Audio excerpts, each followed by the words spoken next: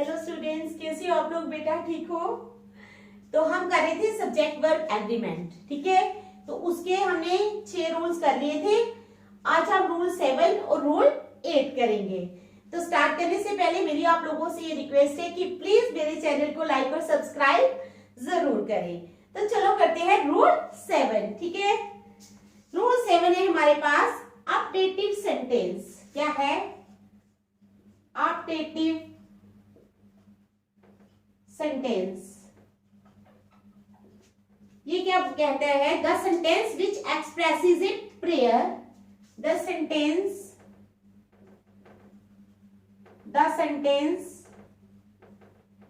which expresses a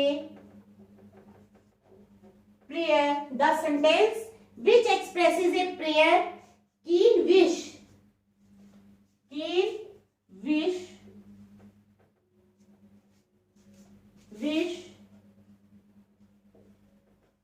is called an optative sentence. Optative sentence, ठीक है। तो क्या है optative sentence?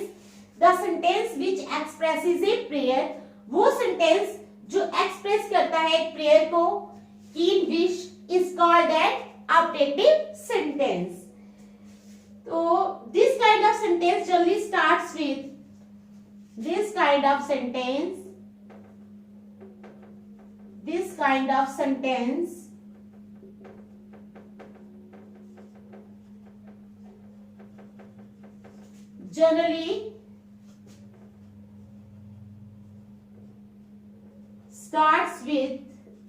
this kind of sentence generally starts with may and wish। किसके साथ start होता है? may and wish। Sometimes may remains hidden, sometimes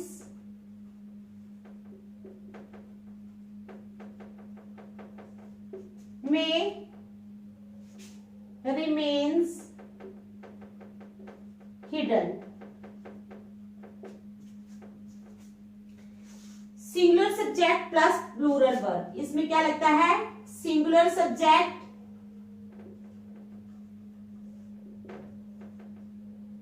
क्या लगता है? Singular subject plus plural verb, singular subject plus plural verb. तो ये है हमारे पास अपडेटिव सेंटेंस। मैं आपको समझाऊंगी अभी।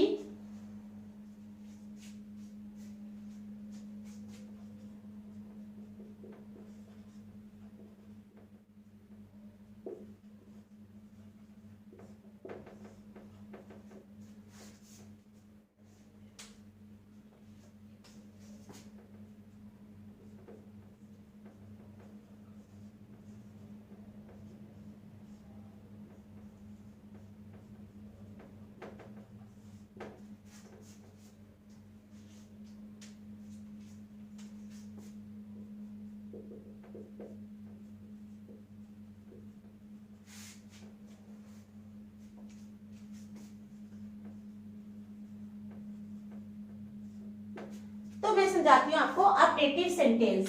अपडेटिव सेंटेंस कहते हैं the sentence which expresses a prayer. जिस सेंटेंस में एक्सप्रेस कर रहा, जो सेंटेंस जैसे हमने लिखा है तो हमें पता चलता है कि इस सेंटेंस में कोई प्रेयर कर रहा है या हम प्रेयर कर रहे हैं, ठीक है।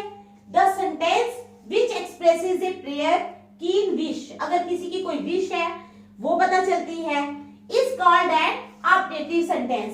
तो इसको क्या कहते हैं हम? Optative sentence. This kind of sentence generally starts with may and wish. ये जो सेंटेंस होता है वो जनरली किससे स्टार्ट होता है? मे से और विश से। समटाइम्स मे रिमेन्स हिडन, कई बार जो है वो मे हिडन ही रहता है। तो हमारे पास एग्जाम्पल है, गॉड ब्लेस यू, भगवान तुम्हें ब्लेस करे। दूसरा, लॉन्ग लिव द किंग, ठीक है, long live the king, heaven bless us, हमें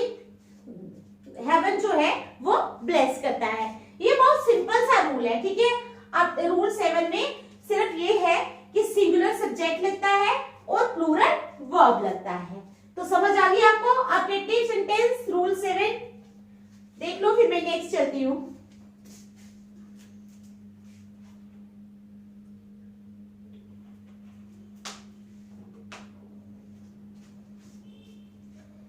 चलो फिर रूल 8 करेंगे आप।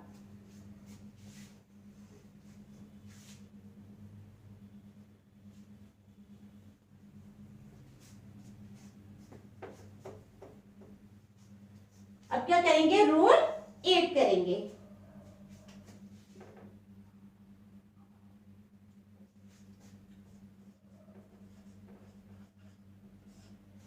तो रूल 8 है हमारे पास, some nouns are always used in the singular form.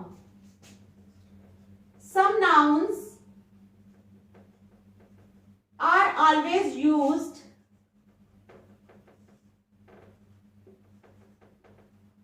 in the some nouns are always used in the singular form.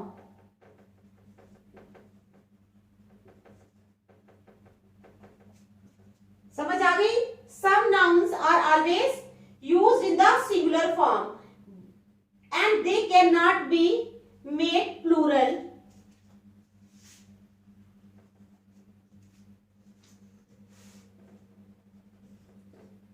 And they cannot be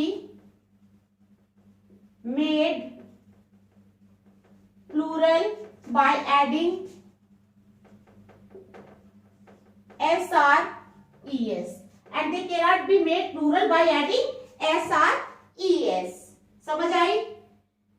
And singular verb is used with these nouns, and singular verb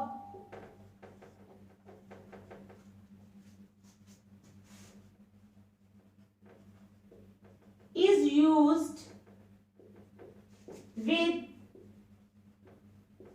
these nouns, और इन nouns के साथ singular verb use होता है। अब मैं बताती हूँ कौन कौन से nouns हैं।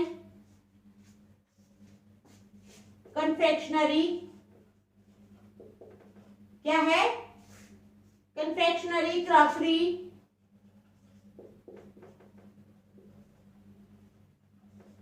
Confectionery, crockery, baggage, evidence,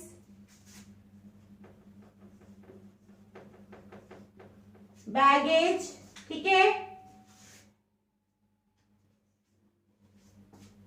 evidence, advice,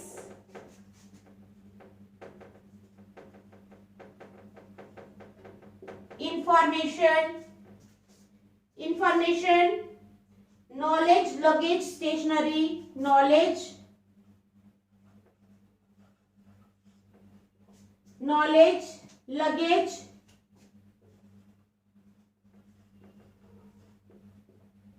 stationery, ठीक है, dust, equipment, percentage, dust, equipment, percentage,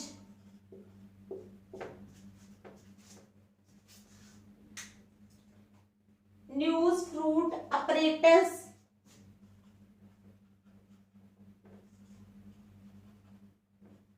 fruit, apparatus, poetry, furniture, poetry, furniture, etcetera. ठीक है, तो ये जो है ये नाउन्स है। कहते हैं some nouns are always used in the singular form. कुछ नाउन्स ऐसे होते हैं जिनको हमेशा सिंगुलर फॉर्म में ही यूज किया जाता है। ठीक है, and they can not be made plural, और उनको प्लूरल नहीं बनाया जा सकता। क्या है? और उनको प्लूरल नहीं बनाया जा सकता। And they can not be made plural by adding S or E S.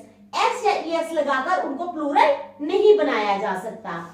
And singular verb is used with these nouns, और इन नाउन्स के साथ सिंगुलर वर्ब को यूज किया जाता है।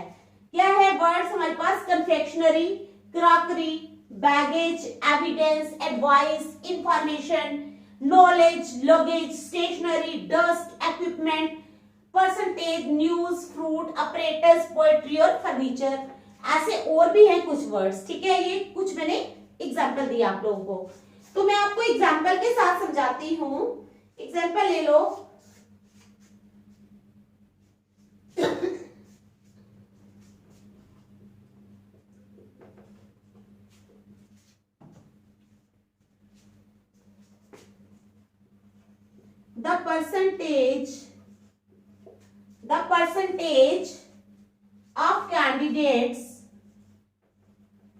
The percentage of candidates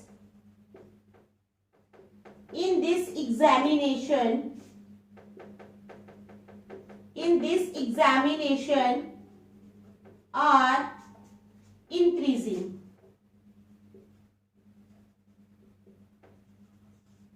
क्या है? The percentage of candidates in this examination are increasing. यही सेंटेंस दोबारा लिखेंगे। The percentage of candidates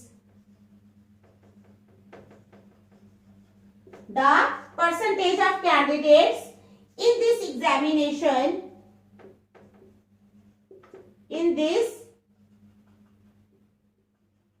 examination is increasing. The percentage of candidates in this examination is increasing. तो क्या है? ये जो पहला सेंटेंस है, देखो, द परसेंटेज वर्ड यहाँ पे मैंने बताया ना, ये वर्ड है। तो जब परसेंटेज को हमने यूज किया तो मैंने बताया आप लोगों को कि singular verb is used with these nouns. In nouns के साथ सिंगुलर वर्ब को यूज किया जाता है।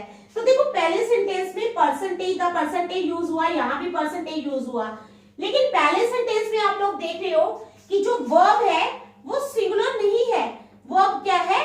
प्लूरल है। क्या है? प्लूरल है। लेकिन जो नीचे वाला है इसमें वर्ब जो है वो सिंगुलर है। क्या है? सिंगुलर है, ठीक है। ये सिंगुलर वर्ब है। आ गई आप लोगों को समझ? तो कौन सा करेक्ट है, कौन सा इनकरेक्ट है? ये सेंटेंस जो है ये इनकरेक्ट है, फर्स्ट वाला। तो जो सेकंड वाला है वो करेक्ट है। देख लो अच्छी तरह, ठीक है। समझ आ गई ना आप लोगों को? ये 2 रूल्स थे जो आज मैंने आप लोगों को समझाए हैं। तो नेक्स्ट 2 रूल्स कल समझाऊंगी। काफी सारे रूल्स है, कोई बात नहीं, आराम से समझो। पूरे समझे होंगे तो आराम से एक्सरसाइज कर पाओगे, ठीक है। Thank you.